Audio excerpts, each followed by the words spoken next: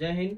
आज हम लोग 10वीं क्लास के अध्याय 3.3 का प्रतिस्थापन विधि का भाषा वाला सवाल बनाने जा रहे हैं। इसमें आपको भाषा, खासकर भाषा वाला सवाल बनाने में इतनी कठिनाइयों से गुजरना पड़ता है स्टूडेंट को कि भाषा को पकड़ नहीं पाते हैं। इसलिए हम लोग इस तरह भाषा को तोड़ कर बनाएंगे कि हमें कोई भी नया सवाल रहे, इस तरह का कोई भी नया सवाल रहे तो हम उसको आसानी से बना सकते हैं। और यह सवाल ऐसे विधि से हम लोग बनाएंगे, इस तरह से बनाएंगे कि कभी आने वाले सवाल में कभी दिक्कत नहीं होगी। एक बार ही पढ़ना पड़ेगा, उसके बाद कभी दोहरा के कभी पढ़ना नहीं पड़ेगा। तो जैसे देखिए, दो संख्याओं का अंतर 26 है और एक संख्या दूसरी संख्या की 3 गुनी है, तो उन्हें ज्ञात कीजिए। तो मतलब कह रहा है कि दो चर वाला रैखिक समीकरण है। तो पहला कह रहा है कि दो संख्याओं का अंतर 26 है। मतलब इसमें दो संख्या है जिसका अंतर मतलब घटाव। इसमें दो संख्या है जिसको घटाने पर 26 आ रहा है। दो संख्या है जिसको हम लोग जैसे पढ़ेंगे और उसी के पढ़ते जाएंगे और उसी पर सवाल को लिखते जाएंगे और बनाते जाएंगे। तो दो संख्याओं का अंतर 26 है। मतलब दो संख्या ऐसी है जिसको घटाने पर 26 आ रहा है और एक संख्या दूसरी संख्या की 3 गुनी है। मतलब जो उसमें से एक संख्या जो है और दूसरी संख्या की 3 गुनी है। मतलब वो दो गो संख्या जो पहले था उसमें से पहली जो संख्या है दूसरी संख्या की 3 गुनी है। तो उन्हें ज्ञात कीजिए। मतलब वो दोनों संख्या को हमें ज्ञात करने के लिए कहा जा रहा है। तो हम लोग यही सोचेंगे, दो चर वाला समीकरण में तो एक x का वैल्यू रहता है और एक y का, क्योंकि दो चर वाला समीकरण का अर्थ ही होता है जिसमें दो चर हो। मतलब कि ABCD का दो अक्षर, चर मतलब जिसका वैल्यू बदलते रहता है और अचर मतलब जिसका वैल्यू कभी बदलता नहीं है। तो इसीलिए हम लोगों को दो ABCD के अक्षर में से कोई दो चर को मानना है। तो हम लोग पहली संख्या को x मान लेते हैं और दूसरी संख्या को y। तो हम इसका सॉल्यूशन करते हैं। तो माना कि पहली संख्या x है एवं दूसरी संख्या y है। इसमें से हम दो संख्या को मान लिए, पहली संख्या को x और दूसरी संख्या को y, क्योंकि हमें पहले ही बोल रहा है कि दो संख्याओं का अंतर 26 है। इसीलिए हम दो संख्या को मान लिए, पहली संख्या को x और दूसरी संख्या को y। तो अब ये तो हम अपने मन से माने हैं। अब हम प्रश्न को पढ़ते हैं और उसके अनुसार जवाब देते हैं। तो हम इसीलिए प्रश्न को पढ़ के अब जवाब देंगे, इसीलिए हम लिखते हैं प्रश्न से। तो प्रश्न से कह रहा है कि दो जैसे हम लोग देखिए, सवाल भाषा वाला सवाल को अगर पकड़ना हो या बनाना हो तो पहले उसको पढ़ते जाइए और उसी के अनुसार उसे बनाते चलिए। एक वर्ष इन्हें कि पूरा पढ़ लिए और बाद में बनाने चले तो तब नहीं होगा।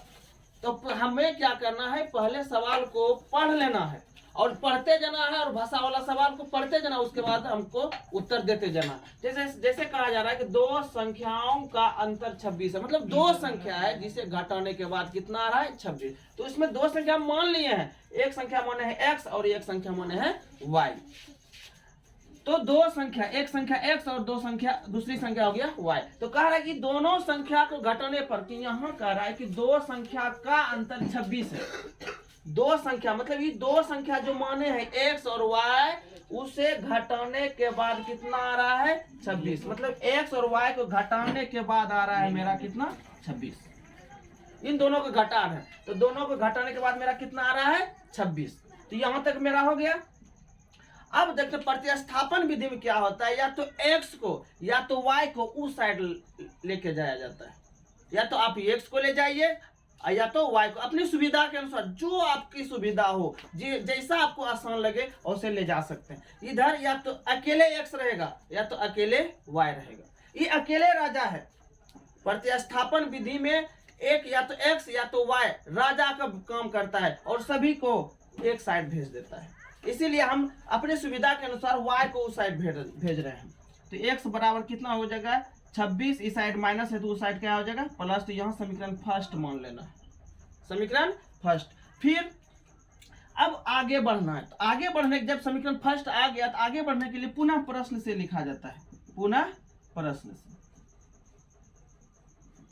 अब देखो, अब यहां तक हो गया था। अब और एक संख्या कितना माने है x, जैसे पढ़ते जाएंगे और लिखते जाएंगे। और एक संख्या कितना माने है x। दूसरी संख्या से देखते जाइएगा, दूसरी संख्या क्या माने है y। एक संख्या दूसरी संख्या की 3 गुनी है, मतलब कह रहा है कि ये जो संख्या है एक संख्या दूसरी संख्या की कितनी गुनी कर रहा है। गुनी मतलब होता है गुना, तो कह रहा है कि 3 गुनी। इसका अर्थ हुआ कि पहली संख्या जो है दूसरी संख्या की, मतलब इससे x जो है y से 3 गुनी है। कितना गुनी है 3 गुनी। तो फिर से देखिए, कह रहा है एक संख्या दूसरी संख्या, मतलब एक संख्या x मान लिए और दूसरी संख्या, एक संख्या x माने और दूसरी संख्या कितना माने y। कह रहा है कि एक संख्या दूसरी संख्या की 3 गुनी है। तो पहली जो संख्या थी दूसरी संख्या से कितना गुनी थी 3 गुनी। इसका मतलब पहली जो संख्या थी x दूसरी संख्या से कितना गुना 3 गुना। दूसरी संख्या से, इसको मतलब हुआ अगर इसमें 3 से गुना करेंगे दोनों साइड क्या हो जाएगा बराबर। तो कितना हो जाएगा x बराबर 3 गुना y, तो 3y।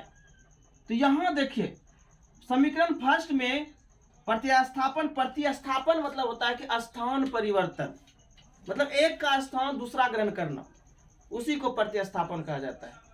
प्रतिस्थापन का अर्थ ही होता है स्थान परिवर्तन, एक के जगह दूसरा। तो यहाँ देखिए x का वैल्यू पहले समीकरण फर्स्ट में आ गया है 26 प्लस y, इसीलिए हम लोग क्या करेंगे x के जगह 26 प्लस y रख देंगे। यहाँ रख दिए 26 प्लस y, तो बराबर यहाँ कितना है 3y। तो अब क्या करेंगे हमें y का वैल्यू निकालना, तो y वाले को एक साइड और संख्या वाले को एक साइड। क्योंकि कितना विद्यार्थी क्या करता है, इसको इसमें जोड़ देता है। तो कैसे जोड़ता है, इसको कर देता है 26y। तो ऐसा गलत है, क्योंकि ये 26 संख्या है और y ABCD का अक्षर है। ये आप अलग अलग जात है, अलग अलग जात कभी जुड़ता नहीं है। लेकिन कितना विद्यार्थी इसी जगह गलती करता है कि अलग है, बस इसको क्या करेगा जोड़ देगा। ऐसा नहीं करना, हम लोगों को क्या करना है कि एक जात को एक तरफ और दूसरे जात को एक तरफ रखना। तो ये y वाला जात y के तरफ चल जाएगा और संख्या वाला जात संख्या के तरफ आ जाएगा। इसीलिए हम लोग क्या करेंगे y वाला को एक साइड लेकर चल जाएंगे। तो 26 इस साइड प्लस, तो उस साइड क्या आ जाएगा माइनस y। तो संख्या y को एक साइड लेकर चल गए तो 26। अब बताइए 3 गो y है, यहाँ कितना y है 3 और यहाँ कितना y है 1। तो 3 गो y में से 1 गो y घटता है, तो कितना y बच जाता है 2। यहाँ ध्यान दीजिएगा, ये इसी माइनस प्लस में ही सब देखिए समझने का सब समझ आता है, लेकिन मेन सरल करने में दिक्कत होती है। इसीलिए हम लोग बारीकी से समझेंगे, प्लस माइनस को बिल्कुल ध्यान देंगे, नहीं तो बनाते बनाते गए प्लस माइनस में किसी जगह अटक गए। तो इसीलिए इस सबको चीज को ध्यान देना है। तो यह 3y में यहाँ कितना y है, अकेला y है। 3 गो y में अकेला y को घटाएंगे तो 2y होगा।